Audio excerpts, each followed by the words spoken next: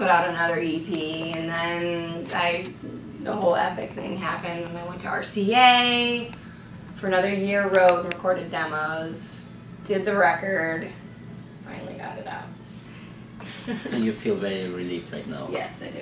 What is the message behind music, if there's any? Yeah, I mean, the message is about, you know, love and pain and fear, happiness. I mean, it's about emotions, really, and, you know, life situations, whether it's having to do with your boyfriend or your girlfriend or your family or your sibling or the fact that you are hungry. Like, you know what I mean? Yeah. The fear of not making it. Like, it's really about lots of emotions, different emotions and dealing life with situations. And dealing with them. Yeah. Cool. There were a lot of, as you have said, labels, dramas with labels. It took years. And how did you cope with it? Because you're very young too, and so I think it was a huge pressure. Yeah. So how did you? You know, there were times where I was like, you know, I'd get discouraged or like, God, why is this so hard for me and so easy for other girls? And yeah. You gotta just kind of push that away and just keep going. You know, keep your eye on the road. It's a straight line and just keep. You know, if there's a bump, okay, stagger off and get back on. You know. So you just gotta keep a straight head. You know, I never got into drugs at all. Great. You know, yeah, just stay sane and ethical. And hardworking. And hardworking. And you will come out on the other end. In the modern world, almost everything in music, rock and pop, is all about production. Yeah. And you able to be a musician with incredibly intimate lyrics. Like, I personally love Makeup Smirk Eyes. It's one of my favorite songs. Every time I listen to it, it gives me goosebumps because it's so real, and it's like it's just those tiny little things that you come up with, or not even come up with. It just I think it's something. I'm just personal. writing my personal life. So is it something that is necessary for you to be like? Yeah, it has to be real. I don't make up my lyrics. It has to be something I'm really feeling. I have to be inspired. You know what I mean? So it's very important that I find my muses and yeah. Where do you write? Everywhere? Everywhere. Back of the van, back of the bus, in my bedroom, at the beach, wherever. And the beach must be very cool. Yeah. Like cinematography. Yeah. Your music comes in generally in two forms. It's jumpy rock hits, like rock songs, and then there are very intimate acoustic ballads. What is the easiest type to write, to perform? What is the funniest? What do you like more? I like the slower stuff more, the more intimate. Because it's more it's more personal. Yeah. It's more me. But during live shows, still it's. Oh, during live shows, I mean, don't get me wrong, I love playing the rock stuff. It's very second nature to me. But I feel like I really get to connect more when it's like this. Yeah, with the crowd. Yeah. Well, because I can relate to that. I'm a kid from Moscow. Yeah. I can relate to your songs. It's amazing. Yeah, that's really cool.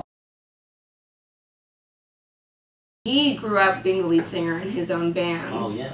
So there's those moments of lead singer, like. Yeah. And I'm like. Like tornado and volcano. Yeah, but then it's over and it's all good. But he doesn't sing in other. Never. No, he has his own. He has his own band. I mean, he plays exactly. Yeah. And is he committed full time to Automatic Loveletter or to another band? Or it depends. He's committed. He has his his Tommy Sims record that he's actually recording, and he plays for me as well. He does both. I wouldn't say it's his side project because it's his project. It's the original. Yeah. He just happens to also play guitar for me. I think it's even probably an advantage because how many dramas you had with everything. Yeah. To have family family. Shoulder. Yeah. Yeah, it's great. Actually, it's really great. Because it's not the type of musician that's just gonna say like whatever, I'm leaving the band. Right. It's much more complicated to leave the band when you have this. You know. Yeah. Is it an older brother or younger? Older. Yeah. Yeah. So you're not gonna let him go anywhere? No. Okay. You stay here and protect me. Do you feel that it's an advantage being a rock musician in nowadays internet, Facebook, Twitter era? Yes. here's the thing, it's an advantage and it's not an advantage because it's easy to get to showcase yourself, but the internet is so saturated with bands now, it's really like a hit or miss. Like, it's so much harder to make it. It's so much harder, like, because everybody is a musician now. Everybody's in a band.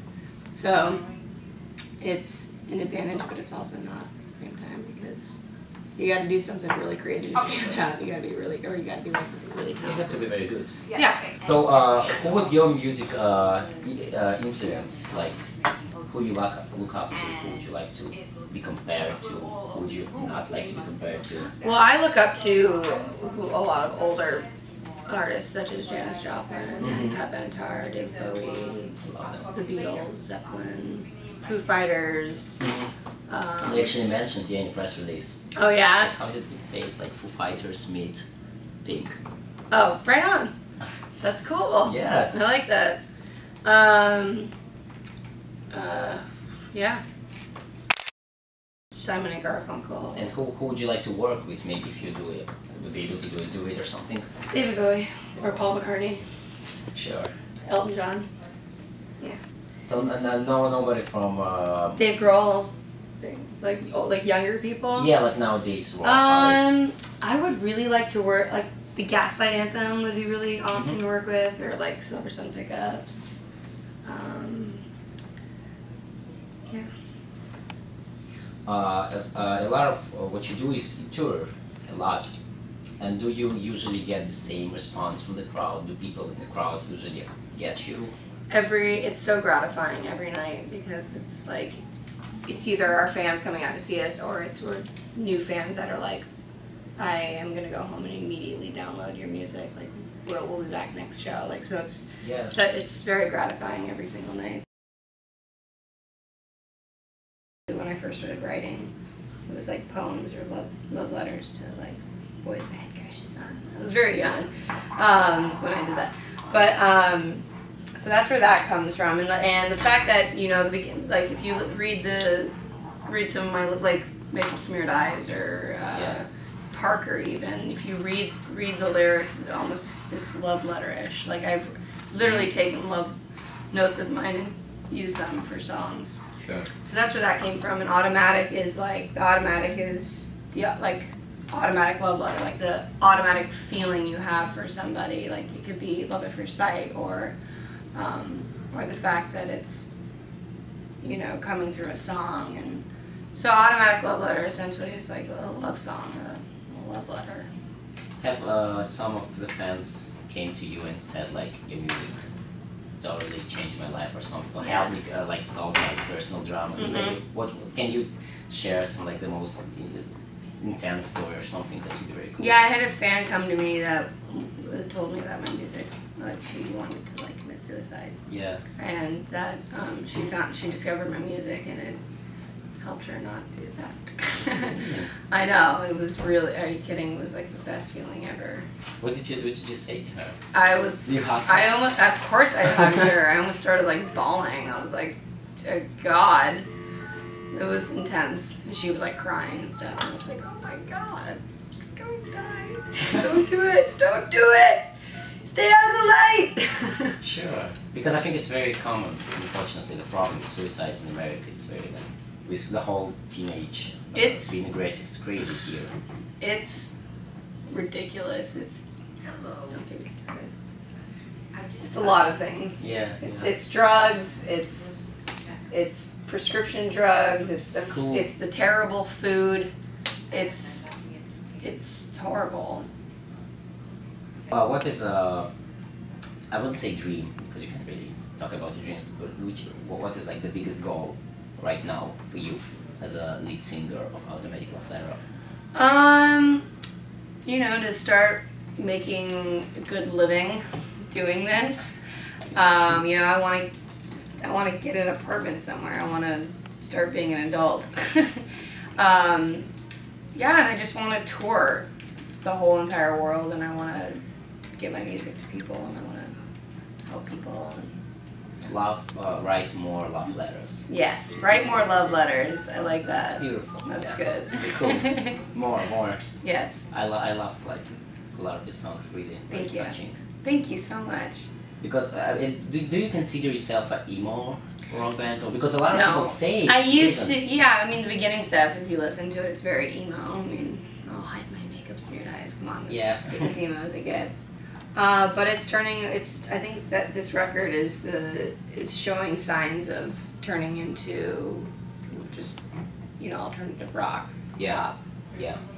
It's great. Yeah. Oh, I was just never listened to emo music. Yeah. It was a cool thing to listen to you because I could relate and everything. Yeah. It's a good way to get introduced to this. Yeah. Okay, thanks a lot. Thank you, Michael. Yeah. Yeah. Thanks a lot for the music. Thank you very, very much. Yeah, I would probably ask you to sign this for me. Yeah, no problem. Actually, no, I bought a promotional CD which says not for sale for $1 in New York music store. What? It was so cool. Oh my god. I was so happy that I found it. That's amazing. Yeah, in Bowery, like near CBG's. Somebody at the label totally like. Yeah, they just went. That's, this is my like famous marker, like Lady Gaga's side CD with this one. Everybody. Just kidding. Yeah, a lot of like everybody. That is awesome.